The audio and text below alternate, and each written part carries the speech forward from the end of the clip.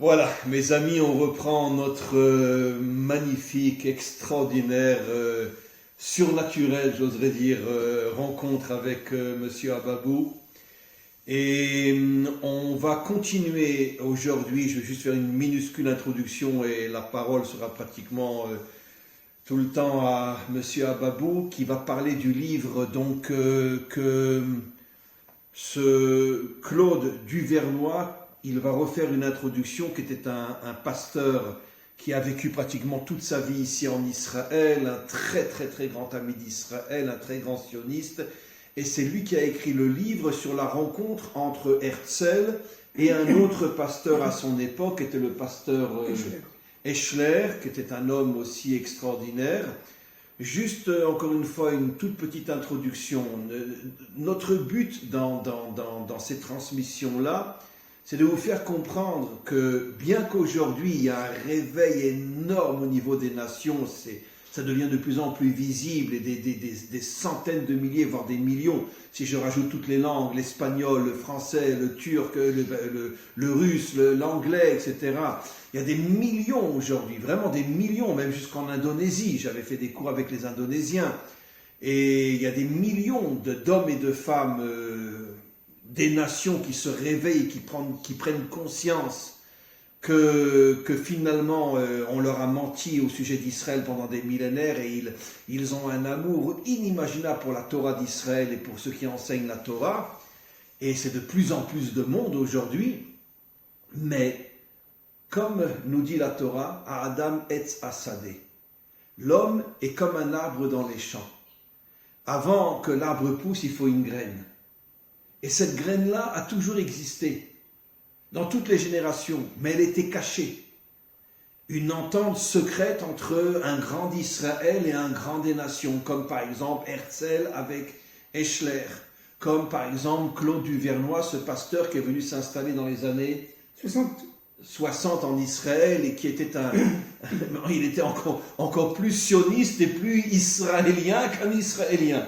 Tellement il avait un amour de la terre d'Israël, du pays d'Israël, etc., tout en restant un véritable pasteur, mais un vrai pasteur. C'est-à-dire celui qui comprend qu'en vérité, que d'une manière ou d'une autre, et surtout au moment de la délivrance, toutes les tendances spirituelles vont fusionner, pas fusionner dans le sens qu'elles vont devenir une seule tendance, mais comme je dis toujours, comme un puzzle, que tous les morceaux s'emboîtent dans les autres pour donner la grande image, mais chaque morceau reste effectivement différent de l'autre, mais il s'emboîte.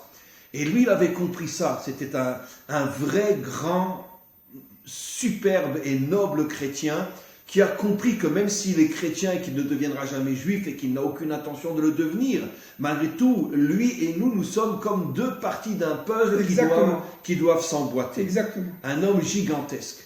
D'ailleurs, excusez-moi encore, je le dis toujours, je vais dire, excusez-moi de le redire, mais l'un de mes plus grands amis, un homme que jusqu'à aujourd'hui je respecte, j'ai pas de mots, c'est Don Alberto, qui est rentré à 17 ans au Vatican, et quand je l'ai connu, il avait 87 ans, il était devenu le chef prière de la basilique Saint-Pierre, un homme mais inimaginable, un amour d'Israël, un amour de la Torah, et pourtant un catholique.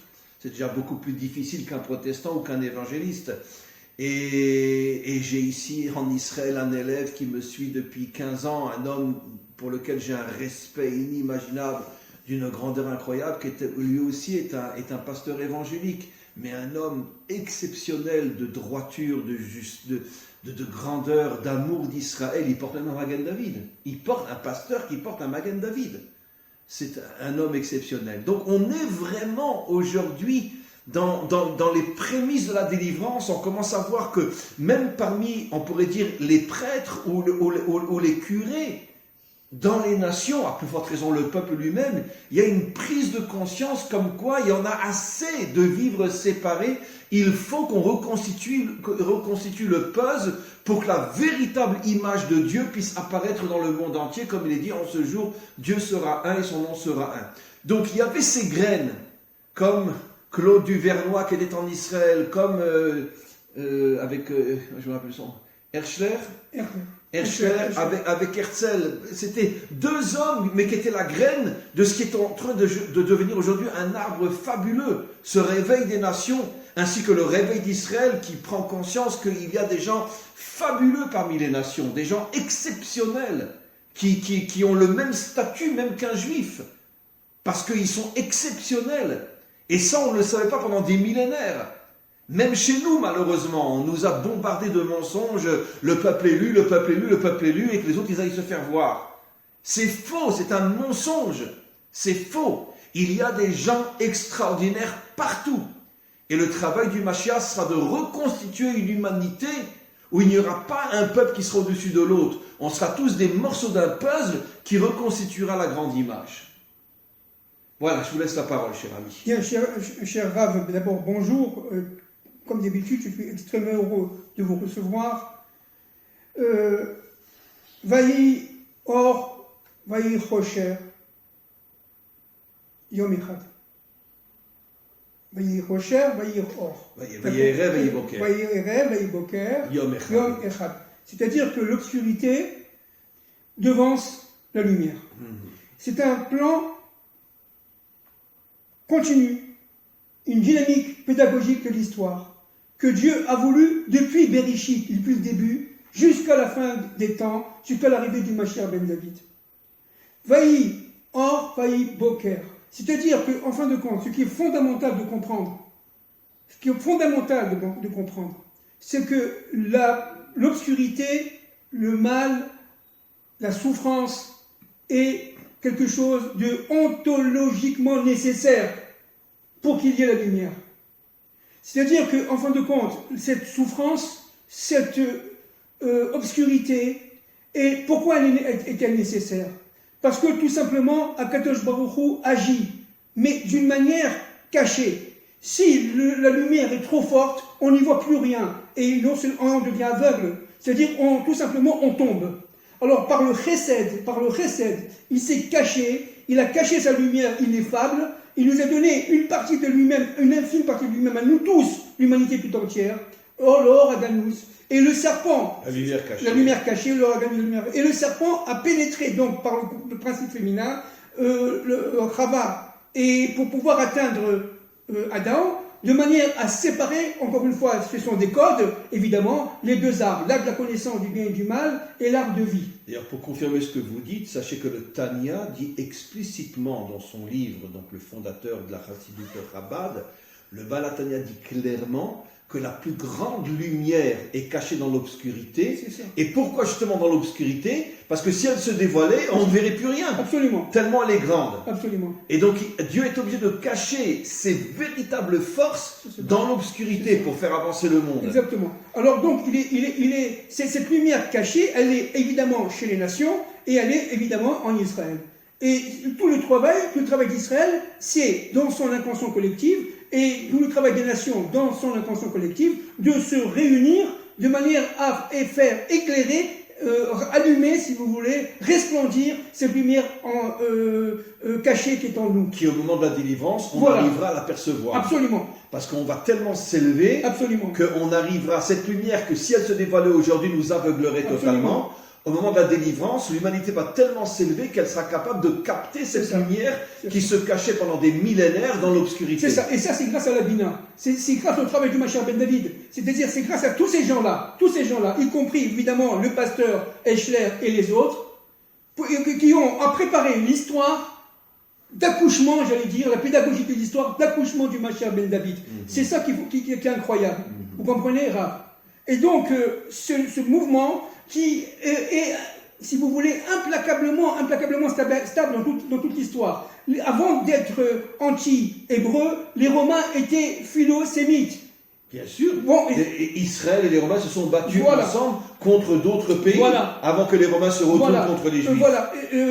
Les rabbinim disent qu'à ces moments-là, avant évidemment la catastrophe, avant la destruction du temple, avant Titus, avant Adrien, etc., eh bien les Romains rentraient dans les synagogues et priaient en tant que Romains. Ils ne voulaient pas être juifs, bien entendu, mais il y avait même une dynamique de volonté de devenir juif. Vous comprenez? Même ça va être... Et combien de grands Romains se sont convertis? Voilà, Onkelos était de la famille de César. Bien sûr. Rabbi Meir était de la famille de César.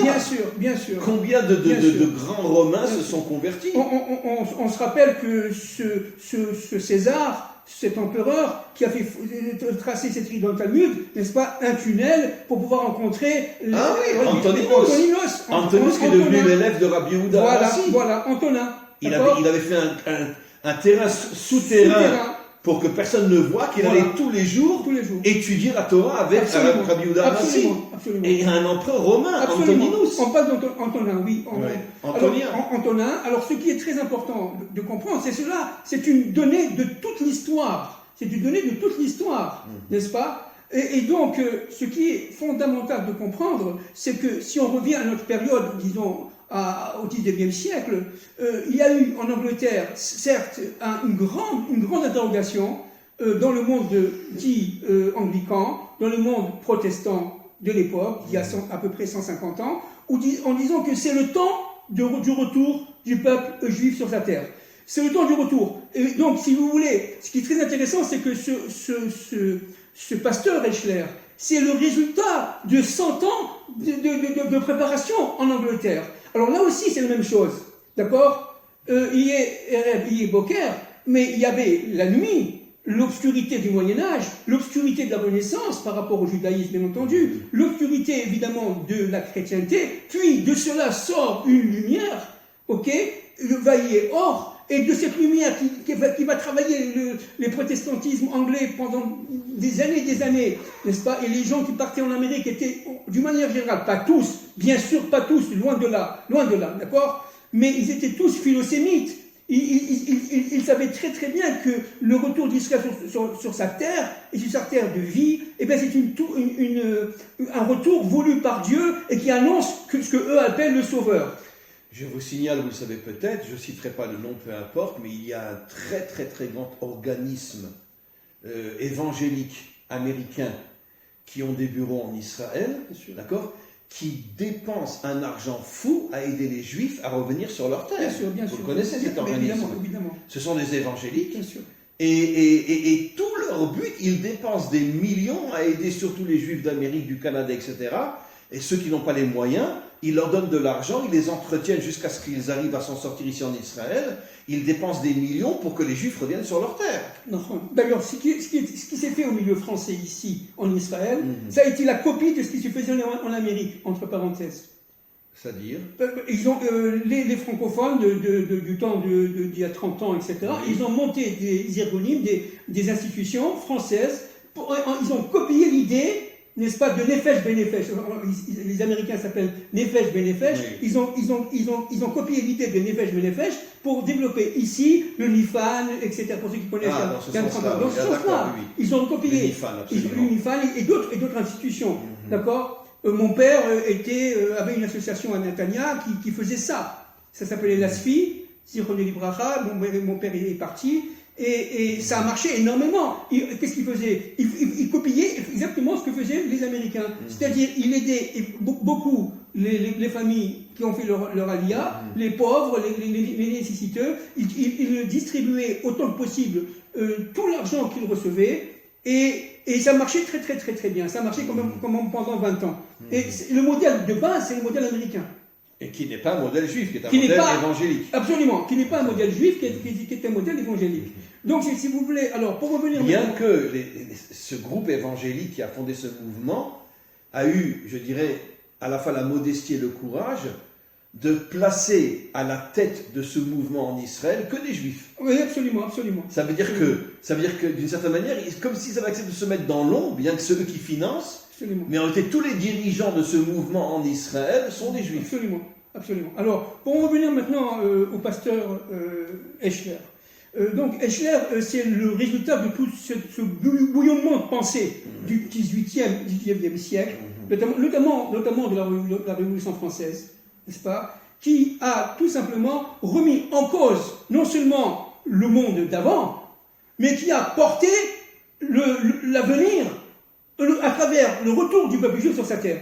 Et c'est incroyable parce que... C'est le plus grand ami de Herzl. Oui, bien sûr. Alors, encore une fois. Vraiment le plus grand. Oui, ami de absolument. Alors, ce pasteur qui a énormément souffert. Pourquoi? Parce que d'abord, il était seul. Il a été rejeté. Il a été rejeté complètement, sans le sou. Il ne voulait pas d'argent. L'argent, comme je l'ai dit la semaine dernière, je crois, l'argent qu'il recevait, il le distribuait aux nécessiteux. Il est distribué à ceux qui en avaient besoin, y compris les institutions. Il n'en voulait pas. Donc, il était très, très, très pauvre. D'abord, ici, à ce niveau-là, j'ai fait une erratum. La semaine dernière, j'ai fait une faute, une erreur. J'ai parlé que Eichler n'avait pas de souliers. Non, Eichler avait des souliers, seulement il n'avait pas de chaussettes. Il ne voulait pas des chaussettes. Il voulait mettre le Times. C'est la femme d'ailleurs de Claude Duvernois qui m'a téléphoné pour ça. Il dit Fabien, tu t'es trompé. Il avait des chaussures, bien entendu, mais il ne voulait pas mettre de chaussettes parce qu'il avait très froid aux pieds. Il voulait les chaussures, le Times, c'était plus riche. Bon, je ferme la parenthèse. Alors, ce pasteur qui était féru, encore une fois, de prophétisme juif, féru de Torah d'Israël, il a étudié les rabbinim, on l'a dit la semaine dernière, et le Rav Al-Kalisher, et le Rav Moeliver, et le Rav Al-Kalai, qui rentraient dans les soirées juives, de jeunes juifs de l'époque, n'est-ce pas? Et la première des choses qu'il disait, est-ce que vous avez mis les tiflines? Eichler. Oui. Est-ce que vous avez fait la prière? Alors, il y en a qui disaient oui, ils disaient non. Bon, vous savez quoi? Je m'arrête, j'attends que vous finissiez. Faites la prière tout de suite. C'était Eichler. Le pasteur Eichler. Et le pasteur Eichler était complètement féru. Il était très copain avec une famille, d'abord des rabbins, notamment le rabbin Kasder, qui à l'époque était un grand rabbin en Angleterre. Et il allait le Shabbat passer le Shabbat chez lui. Il allait à la synagogue. Ça, c'est après la mort d'Herzl. Après la mort d'Herzl. Il allait à la synagogue. Il faisait la prière. On disait merci, monsieur le rabbin. Il était bien entendu pas du tout juif. C'était un pasteur. Et il était reçu par la famille Benwich, qui était une famille honorable, très honorable, sioniste, anglaise, dont les enfants ont fait leur alia, etc. Et ils vivaient en bonne partie chez eux. Vous comprenez? C'est-à-dire véritablement, non seulement il portait en lui cette flamme intérieure, ce or à ganouz, qui s'allumait de plus en plus, mais ce qui est incroyable, c'est qu'il devenait véritablement, excusez-moi, je pèse mes mots, il devenait prophète. Il a rencontré à un moment donné, en 1914, au mois de mars 1914, il rencontre Martin Buber. Martin Buber est un grand écrivain chassidique de l'époque, qui a fait son alia après, etc. Bon, Martin Buber, il priait d'ailleurs à Rehavia pendant des années jusqu'à sa mort. Et Martin Buber parlait avec le pasteur Eichler, et à un moment donné, le pasteur Eichler lui dit comme ça, mais attendez, monsieur Buber, il faut préparer, il va y avoir une blitz grecque. C'est quoi? Une guerre mondiale. Nous sommes à 3 mois de la guerre de 14-18. C'était au mois d'avril. La guerre de 14-18 s'est allumée à peu près fin août. Ouais. Je ne sais pas si vous vous rendez compte.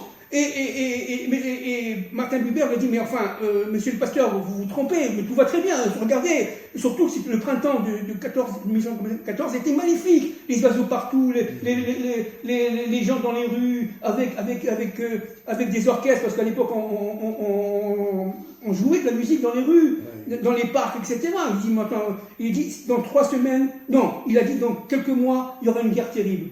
Vous voyez, pour vous dire qu'il était complètement en dehors de toute procédure. Et à la fois, il suivait complètement le processus historique, la dynamique de l'histoire, et de l'autre côté, il était mu par le plan de Dieu. Comme je vous rappelle, n'est-ce pas, il y avait le plan humain et le plan divin, le plan humain et le plan divin étant liés l'un à l'autre, bien entendu, puisque la volonté immanente et transcendante était reliée à l'action humaine. La faute d'Adam Arishon a été de séparer les 2 arbres, c'est-à-dire véritablement on rentre dans le monde de la dualité, on rentre dans le monde de la séparation, n'est-ce pas, de la séparation. Donc, la séparation entre le monde d'en haut et en bas qui va causer la séparation entre les peuples, et surtout entre les nations et Israël. Exactement. C'est cette séparation qui va causer. Or, lui, le révérend Eichler, va comprendre que derrière toutes les péripéties de l'histoire événementielle, il y avait un plan secret. Il y avait un plan secret. Il a compris qu'il y avait un plan secret. C'est pour ça qu'il était absolument sûr. Lorsqu'il a rencontré Herzl, on va lire quelques passages tout à l'heure, il a dit, Herzl, vous êtes tout simplement un envoyé de Dieu. Herzl ne comprenait pas. Il dit, parce que tout ce que vous avez écrit, d'ailleurs, il le dit comme ça, il dit, regardez, je vois dans vos yeux. Vous avez au fond de vos yeux une lumière. Comme ça, il lui parle. Et cette lumière-là, elle vient du fin fond de l'histoire. Elle vient d'Akadosh Baruch Hu. Vous êtes un envoyé de Dieu. Et ce que je vous dis, dit Eichler à Herzl, va se passer. L'État juif existera. Et quand après la mort d'Herzl, évidemment, en 1917, la déclaration Balfour, mais Eichler a été extrêmement touché, même choqué par cette déclaration Balfour. Fourier national juif, il disait, mais enfin, mais à quoi on joue là? C'est encore l'histoire de la diplomatie et l'Angleterre qui se trouve en Égypte, avec le Foreign Office là-bas, qui est antisémite, avec Alain Buy qui va rentrer à Jérusalem, d'ailleurs à Hanouka, en Hanouka 1917, qui rentre à Jérusalem, et très vite, il va vouloir tout simplement empêcher l'Aliyah. Très vite, il a voulu empêcher. Et Schler, qui était vivant, bien entendu, parce qu'il est mort en 1931. Il y avait les deux tendances. Voilà, exactement. La tendance qui était pour, voilà, la tendance qui était contre. Voilà, alors, jusqu'à Glob Pacha étant le général Glob, qui était un fiefé antisémite, un fiefé antisioniste, il a mis les canons sur le Harabaït, en face, pour bombarder le quartier juif. Et le quartier juif était bombardé à ce moment-là. Je ne sais pas si vous vous rendez compte. Par les Anglais. Par les Anglais, on parle des Anglais. Mais n'oublions pas que c'est les Anglais qui sont derrière le pogrom de Hebron. Oui, alors c'est pour ça que... Il y a des livres entiers qui ont été écrits là-dessus. Oui. Alors, ceux qui ont poussé les Arabes à massacrer les Juifs à Hebron. Et ça, le pasteur Eichler en a énormément souffert. Énormément souffert. Et une chose qui est extraordinaire, c'est que tout le projet sioniste, à la base, établi par Herzl et par Eichler, tout ce qu'a fait Eichler, ça a mené à un échec. C'est incroyable. Au début. Vous voyez, voilà. On ne peut pas arriver à la lumière sans passer par l'obscurité. Exactement. Alors, dans un premier temps, c'était l'obscurité. Herzl est parti dans les autres mondes complètement aigri, seul. Puisque lui n'a pas vu le commencement de la réalisation de son projet. Le projet a commencé à se réaliser beaucoup plus tard. Ce qui s'est passé avec le Kaiser, ça a été vraiment risible. Le Kaiser, qui était un fiefé, excusez-moi, vraiment un fiefé antisémite.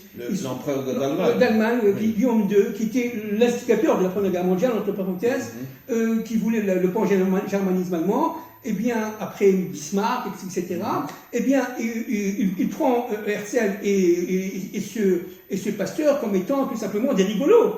Et surtout, il ne comprenait pas. Il disait que vous croyez que les Juifs assimilés comme ils sont, ils parlent comme ça. Surtout en Allemagne. En Allemagne. Ils étaient très assimilés. Voilà, très assimilés. Et vous croyez qu'ils vont vous donner leur argent d'une manière hautaine. Vous croyez que les riches vont vous payer quelque chose? Mais enfin, ça c'est l'empereur d'Allemagne. Le pape. L'endroit où les Juifs étaient le plus assimilés, c'était en Allemagne. Oui, bien sûr, absolument. Il y a eu un courant d'assimilation incroyable, redoutable. La plupart des jeunes qui descendaient d'ailleurs des familles chassidiques de manière générale, des familles religieuses, pas tous, bien sûr, pas tous, mais la plupart descendaient. Eh bien, ils ont abandonné. Parce que tout simplement, il y avait la Révolution française avec tout ce flux de réformes, etc. en Europe, mais surtout, il y avait ce qu'on appelle le nationalisme qui apparaissait, notamment le nationalisme allemand. Alors eux, pour pouvoir plaire aux non-juifs, ils se voulaient allemands avant d'être juifs. Bien sûr. Ils voulaient même être plus allemands que les Allemands eux-mêmes. D'ailleurs, comme en France aussi, français de confession israélite. C'est ça, exactement. Allemands de confession israélite. Exactement. Et donc, le pape, en 1903, en rencontrant Herzl, le pape lui a dit la chose suivante, très gentiment, mais très fermement, avec son langue de réception, qui s'appelait Delval, le pontife d'Elval, eh bien, il a dit, mais enfin, vous voulez que je parle, que j'accepte un État juif, mais d'abord, il faut rentrer à l'église. Ça, c'est le pape. D'abord, il faut rentrer à l'église. Une fois que vous serez tous des chrétiens, des bons chrétiens, on en parlera, on acceptera. Un État juif chrétien. Quant au sultan, il est parti voir le sultan plusieurs fois, Herzl, avec son propre argent, et surtout, en fait, l'argent de son père. Mais il avait fait confiance à un Polonais qui était un véritable agent secret, un véritable salopard, excusez-moi, qui a pris l'argent d'Herzl et qui lui a fait miroiter pendant des années le fait qu'il a rencontré le sultan. Il a rencontré le sultan une fois ou deux, Herzl, c'est vrai, mais c'était la risée. Le sultan de Turquie. Du Turquie, bien sûr. N'oublie pas qu'à l'époque, nous sommes de l'Empire ottoman. Oui, bien sûr. D'accord. Bien sûr, et il a rencontré Hamid. Le sultan, et le sultan, là aussi, comme un peu Guillaume II, c'était la risée. C'est-à-dire tout ce qu'on fait, Herzl, et ce qu'on fait, mais jour après jour, dans une solitude presque totale. Mais regardez, ce qui est extraordinaire, a conduit à un échec. pour confirmer ce que vous dites. Ça veut dire qu'à vision humaine, tout ce que Eschler et Herzl ont fait n'a pas abouti à quoi que ce soit à vision humaine. Pire encore, après il y a eu la Shoah. Mais finalement, on a quand même reconstruit la terre d'Israël, Absolument, l'État d'Israël. absolument. Et bien qu'il y a encore beaucoup de choses à faire, bien sûr, jusqu'à la venue du Mashiach, et à plus forte raison après. Mais c'est la confirmation qu'en vérité, que Dieu se sert de l'obscurité pour faire avancer son plan sans que personne ne le voie. Exactement. Rav, vous avez tout à fait raison, c'est exactement ça. Alors maintenant, donc c'est incroyable. Donc Eschler, encore une fois, je l'ai dit, il a prévu la Shoah, il était extrêmement touché par ce qu'il ressentait. C'était un homme d'une intuition, infinie. Il était seul et surtout, il était prêt à risquer à chaque jour, son temps, sa vie, pour sauver les Juifs. Je parle d'un pasteur, Eschler. Et alors, on va maintenant revenir un tout petit peu à certaines citations, à partir de ce livre, qui est un grand livre, et vraiment que je le souhaite. Claude Duvernois, qui est le pasteur qui est arrivé dans les années 60 en Israël. Oui. Sa femme vit toujours, ici en Israël. Oui, absolument. Et c'est une grande amie à vous. Oui, absolument. Claude Duvernois, Le Prince et le Prophète, aux éditions Emet. Alors, je vais me permettre de citer un certain nombre de choses. Il y a tellement de richesses dans ce livre qu'il m'est très difficile de choisir, mais enfin, quelques idées qui permettent tout simplement d'appuyer tout ce que je dis. Regardez à la page 53, pour ceux qui l'achèteront, n'est-ce pas, ce que dit Eschler en 1897. Alors, il faut savoir une chose, c'est que Eschler avait prévu, c'est incroyable, dans ses calculs, parce qu'il faisait des calculs ésotériques un peu comme on fait nous, avec la gematria, etc., que l'année 1897 sera l'année charnière pour le peuple juif. 1897. Oui, absolument. C'est là où commençaient les pogroms, tout ça. Non.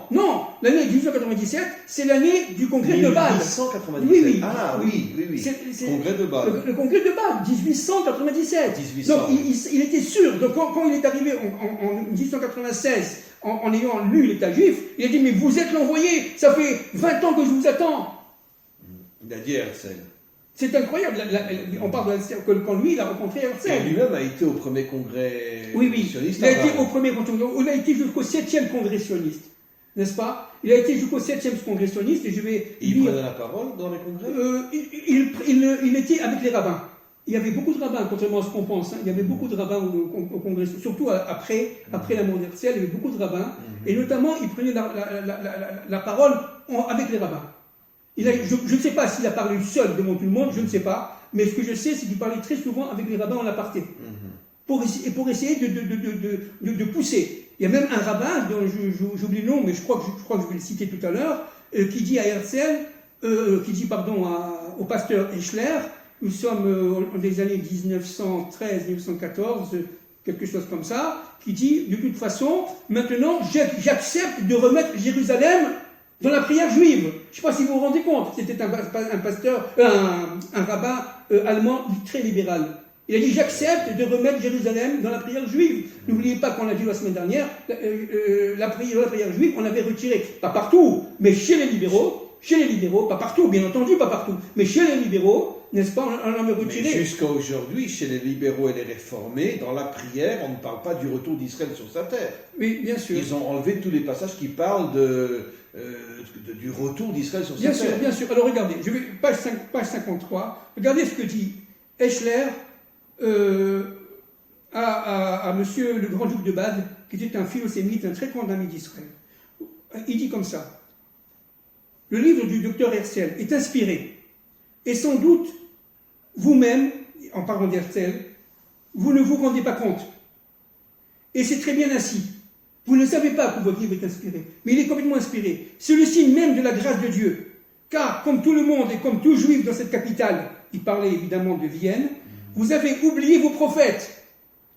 Vous ne leur accordez plus de crédit.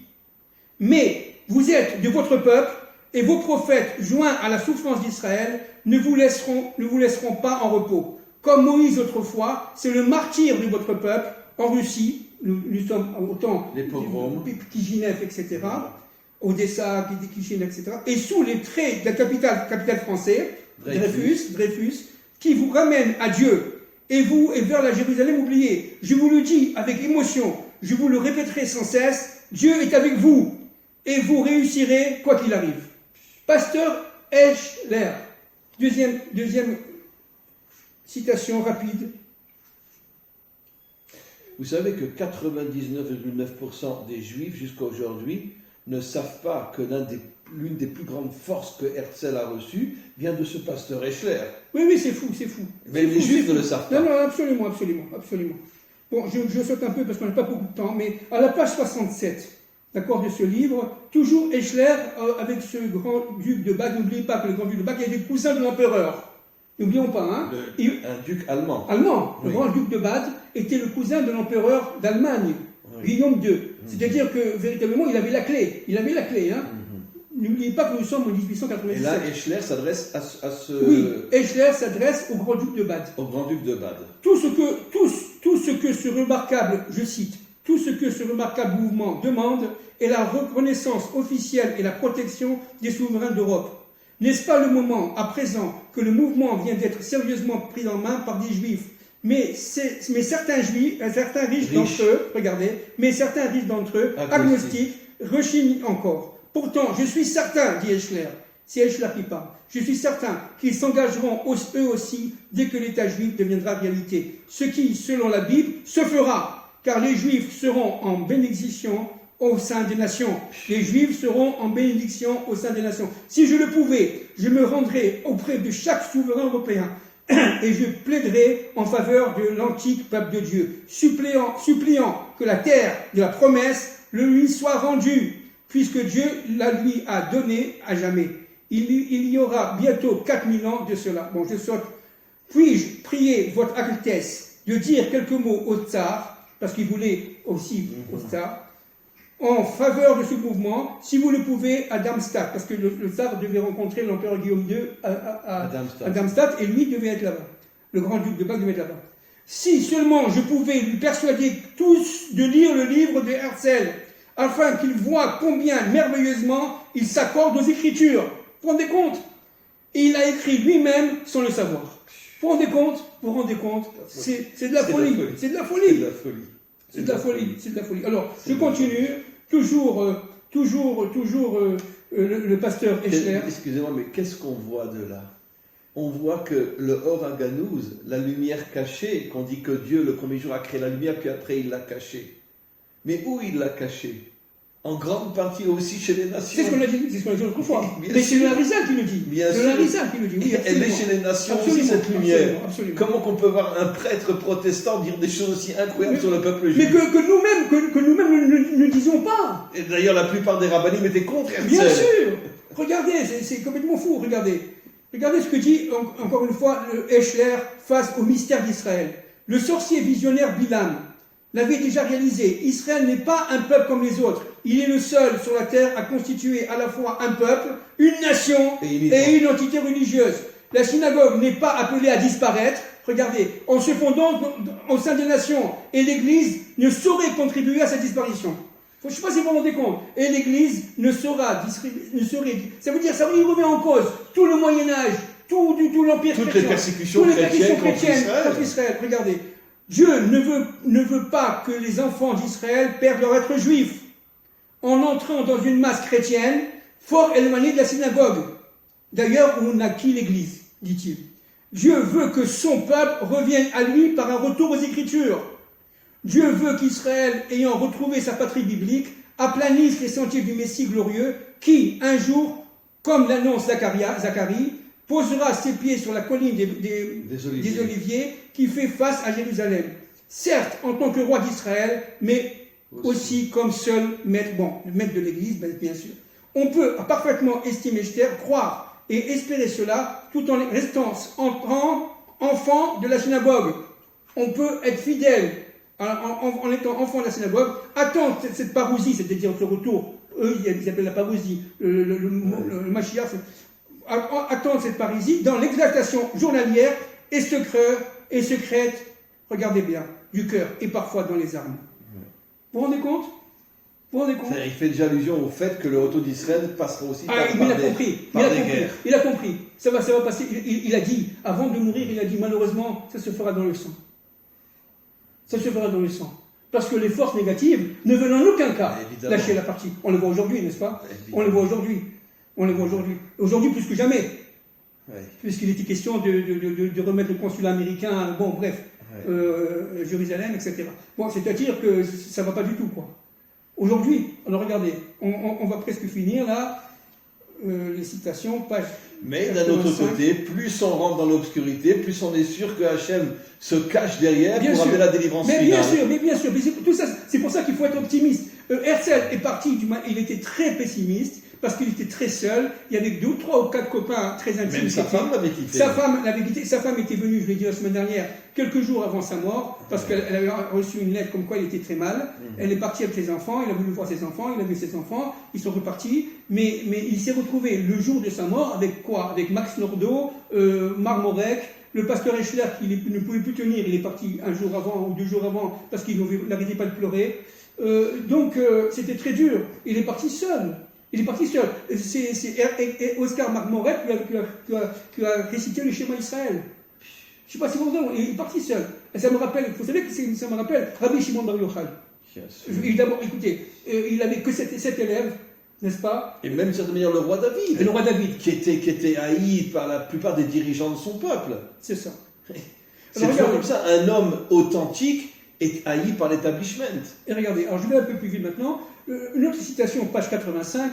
Le deuxième congrès sioniste à Bâle, une fois de plus, c'est Eschler qui parle, a démontré combien les Juifs accomplissent les prophéties de Dieu sans même le savoir. Eschler. Et puisque la plupart étaient assimilés. Bien sûr, les croyants parmi eux n'hésitèrent pas cette fois à soulever le problème religieux. Le grand rabbin Caster fit un exposé sur le sionisme et la lumière de la foi. Et cela, ils le font aussi simplement inconsciemment que leurs pères avant eux.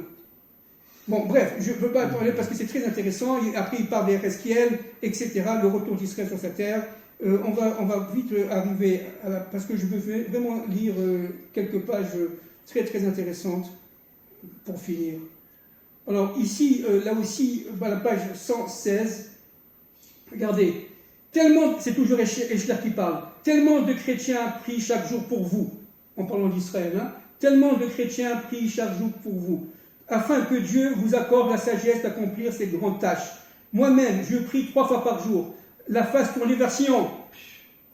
À l'exemple de votre cher Daniel, l'autre fois, vous avez, j'en suis convaincu, un leader choisi par Dieu. Vous vous rendez compte, Herzl, vous vous rendez compte qu'est-ce qu'il dit? Alors que seul Herzl était rejeté par le grand rabbin. Pourquoi Dieu choisit Herzl? Pour se cacher derrière une apparence obscure, parce que Herzl n'était pas un homme de Torah. Donc encore une fois, on voit que constamment le plan divin, plus il y a une obscurité apparente, et plus Dieu est dedans pour pouvoir faire avancer l'histoire. Absolument. Regardez, tenez-vous sans cesse fidèles à ses côtés. Il parle aux chrétiens. Tenez-vous sans cesse fidèles à ses côtés. Réconfortez-le par votre foi, votre obéissance, votre fidélité, votre unité. Il nous faut ressentir de la reconnaissance pour les tempêtes dans nos vies, car elles fortifient et nous rapprochent davantage de Dieu. Ben, c'est tout ce qu'on dit.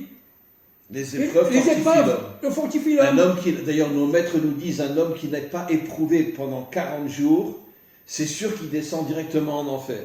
Ça veut dire que Dieu le déteste finalement, pour ne pas l'éprouver. Absolument. Parce que ceux qui sont éprouvés, c'est la preuve que ce sont de véritables soldats que Dieu aime et que Dieu veut grandir. Absolument. Alors regardez, je finis là, juste encore. C'est pour ça qu'Israël est le peuple le plus éprouvé de la terre. Oui, encore juste une autre citation. Regardez ce que dit Ben Gourion, David Ben Gourion, qu'on dit athée, tout ce que vous voulez, d'accord? Regardez ce qu'il dit lorsque le cercueil d'Herzl a été ramené en Israël en 1949. Juste une citation. David Ben Gourion, n'est-ce pas, ne manqua pas de rappeler, ça c'est le pasteur du Vernois qui parle, le vœu de Joseph. Une fois la captivité égyptienne rompue, en ces termes, ce ne sera pas, ça c'est Ben Gourion qui parle, ce ne sera pas une procession de deuil qui conduira la dépouille de Herzl vers Jérusalem, mais un cortège triomphal qui célébrera la victoire de la vision sur la réalité. Ben Gourion, la victoire de la vision sur la réalité. C'est complètement fou. Herzl était un visionnaire. Mais bien sûr. Il n'a rien vu se réaliser de son vivant. Absolument. Mais il a mis la graine cachée dans le sol qui a fait pousser l'arbre. Oui. Absolument. Bon, je voudrais maintenant passer à un point très important. C'est tous les écrits, toutes les études ont été brûlés. De Eschler ont été brûlés par la dame qui l'hébergeait. Eschler, parce que quand Eschler est mort, elle ne savait pas quoi faire de ça, et on n'a plus rien trouvé. Il avait énormément de sources. Dommage, malheureusement, ça a été brûlé, Mina Shamaïm, bien entendu. Il ne reste plus rien des recherches intérieures secrètes de Eschler. Il est mort en 1931, et le pasteur du Vernois, qui lui décédé il y a quelques années, qui est enterré à la Moshava, non, pas du tout, à la Moshava germanite, au cimetière chrétien, à Emek Rephaim, au côté chrétien, il est enterré là-bas, n'est-ce pas? Et regardez ce que dit monsieur Claude Duvernois à la place de Eschler. Il prend le parti d'Eschler, vous voyez, il remplace Eschler. Ça, c'est l'auteur du livre lui-même. C'est l'auteur du livre lui-même, regardez. Enfants d'Israël, mes frères, de Bénarès à Jérusalem, longue, ça c'est Eschler qui parle, d'accord, soi-disant. De Bénarès, il parle au nom d'Eschler. De Bénarès à Jérusalem, longue et passionnante fut ma route. Ma vie s'achève et bientôt vous m'aurez oublié. Je n'en tire nulle amertume, car je n'ai pas été ce simple signe sur votre interminable chemin de souffrance et d'exil. Un signe d'espoir, une main chrétienne qui vous montrait Jérusalem, une voix qui vous exhortait au retour. Quand vous aurez votre patrie, demeurez unis, comme tant des vôtres ne se sont unis autour de votre prince, mon ami, mort pour vous. Juste une parenthèse là. Le peuple a compris Eschler. Le peuple juif, les simples ont compris Herzl. Herzl n'était pas seul au niveau de la parole. Il était seul au niveau de son comité étroit autour de lui. Mais le peuple avait compris. Certainement pas les riches et certainement pas les rabbins. La plupart. Mais le peuple avait compris. De toute façon, on le dit, la délivrance finale viendra des peuples et d'Israël en tant que peuple, mais pas des dirigeants. C'est ça. Ni des dirigeants politiques, ni des dirigeants religieux.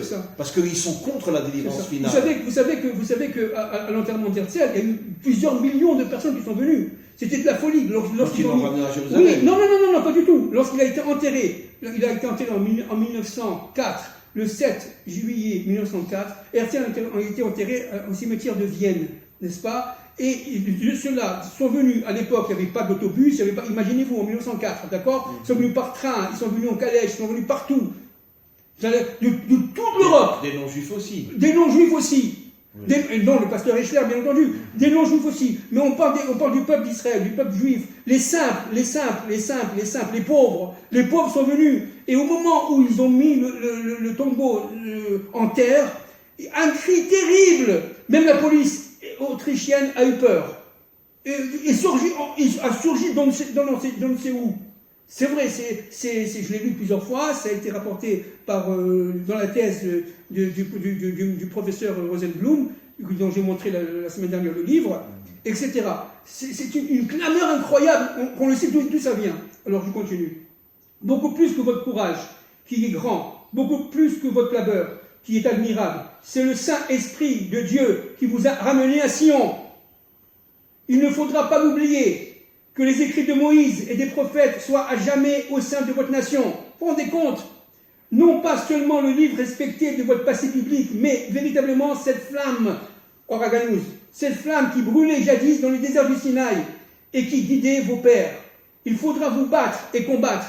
Ça va être très dur, mais un autre gagnera pour vous les batailles. Et cet autre, c'est Dieu. Et vous savez qu'un jour, les armes seront jetées aux ordures quand viendra celui que nous devons attendre ensemble. Et alors, nous comprendrons toutes choses. Vous serez seuls au sein des nations, indifférentes et voire hostiles. N'oubliez jamais qu'en Dieu seul se fonde toute alliance. Vous vous rendez compte? On parle d'un chrétien. Votre désert qui va fleurir et vos enfants qui déjà chantent dans la douceur du soir. Que seront-ils, mes amis, mes frères, sinon l'allégresse du Messie qui revient dans la gloire, cette fois et la toute-puissance? Et si un jour vous le pouvez, je désire, mes frères israéliens, que mon corps, bon, il parle d'Eschler, bien entendu, repose auprès de l'ami Herzl que j'ai tant aimé et que j'ai vu mourir. Maintenant, deuxième appel à mes frères chrétiens. Mon nom importe peu. À l'heure de ma mort, qui là, c'est encore une fois le pasteur du Vernois au nom d'Eschler. Au nom d'Eschler. C'est lui qui parle. C'est lui qui parle, d'accord? Okay. Mon nom importe, parce que, encore une fois, tous ces écrits ont été brûlés. Mon nom importe peu. À l'heure de ma mort, qui parmi vous ne se souvient de moi? Il n'est pas d'usage dans l'Église de se souvenir et d'aimer ceux qui aiment Sion et les siens. J'ai fréquenté les princes et j'ai trouvé leur compagnie amère. Mais il fallait bien ouvrir quelques portes vers la Jérusalem nouvelle. Vous avez oublié Israël, votre frère aîné, et vous ne vous êtes réjouis de son retour vers la maison des pères. Vous n'êtes pas réjouis. Et vous ne vous êtes pas, merci Raph, et vous ne vous êtes pas réjouis de son retour vers la maison des pères. Nous avons, nous aussi, oublié Jérusalem et tout ce qu'elle représente. Notre espérance a tari. C'est pour ça que nous mettrons notre espoir dans des puissances de mensonges et de mort. Vous vous rendez compte de tout ce qu'on vit?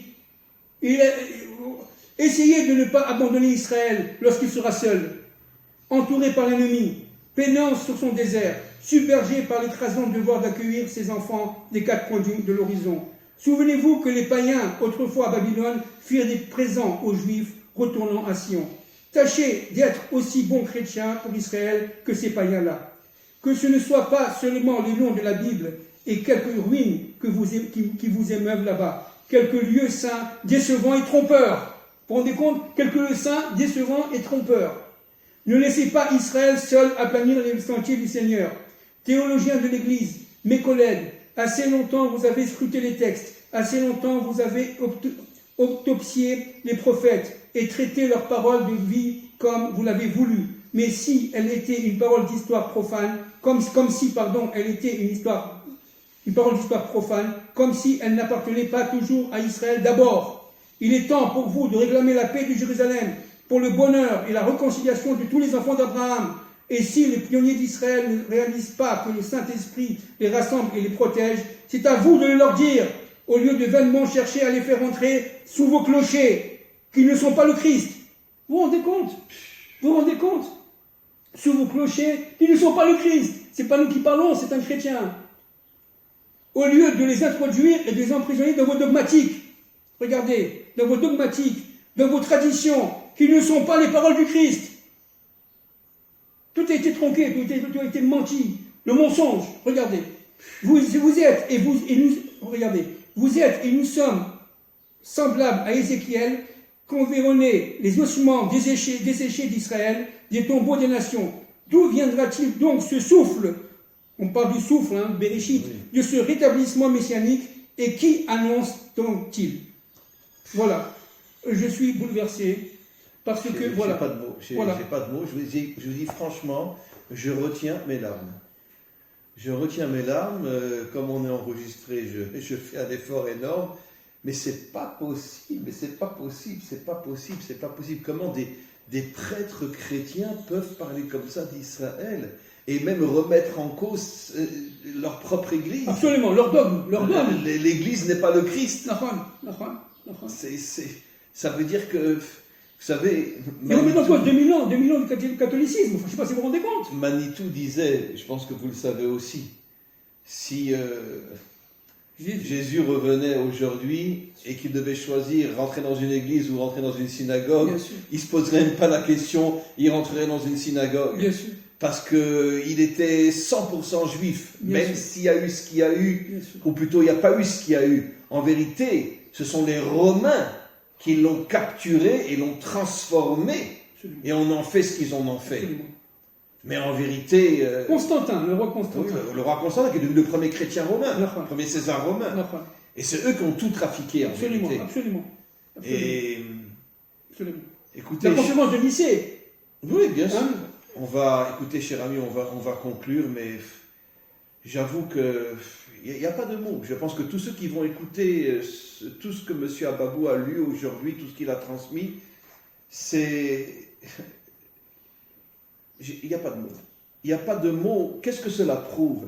Ça prouve qu'effectivement, la délivrance se prépare depuis des siècles. Exact. D'abord d'une manière cachée, aujourd'hui de plus en plus visible. Et même chez les représentants des chrétiens, des prêtres, on voit dans ce monde caché, ce qu'on appelle le Or Haganuz, la lumière cachée, combien ces lumières étaient proches d'Israël et remettaient en cause même leur propre religion. Absolument. Telle qu'elle avait été, d'une certaine manière, trafiquée et falsifiée par tous ceux qui ne se battaient que contre les Juifs et que contre Israël. Et eux ont compris ce mensonge-là. Et aujourd'hui, on voit de plus en plus Bon, je m'excuse de le dire, mais je suis en contact aussi avec un prêtre tzigane qui a un amour d'Israël. Mais il m'envoie des mots, je dis, mais c'est pas possible, il est juif ou il n'est pas juif, lui? Même un juif ne parle pas comme lui. Et pourtant, c'est un prêtre, bon, il a toute une communauté de tziganes, etc. en France, mais il a un amour d'Israël inimaginable. Donc on voit qu'il y a un réveil aujourd'hui de plus en plus visible de ce qui a commencé avec la graine de ces gens-là, comme vous l'avez si bien lu. Et donc c'est la preuve de plus en plus qu'on doit se renforcer, parce que vraiment, on avance vers la délivrance finale. Et la délivrance finale, ce n'est pas la victoire d'Israël, c'est la victoire de l'union entre Israël et les nations. C'est la victoire du bien contre le mal.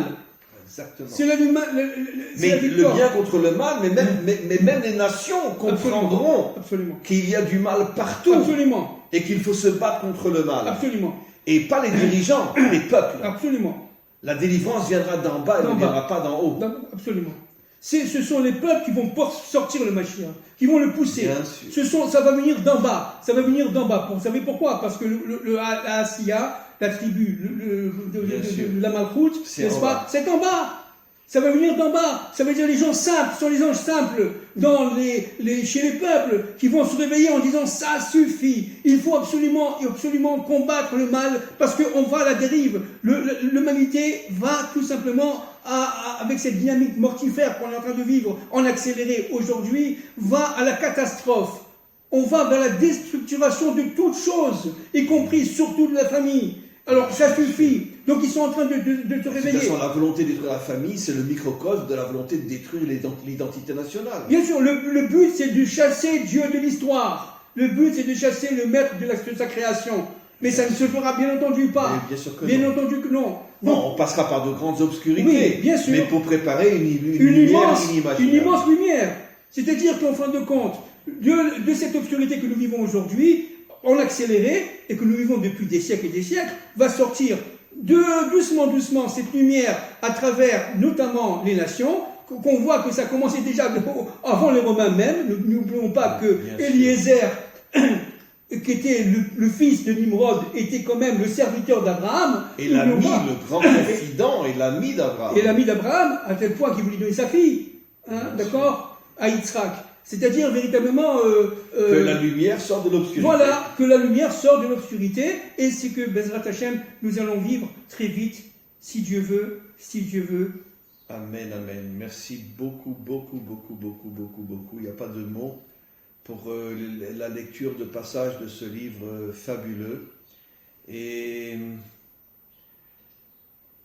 bon, il n'y a pas de mots. On termine le cours, genre si c'est pas possible, mais c'est pas possible. Merci beaucoup.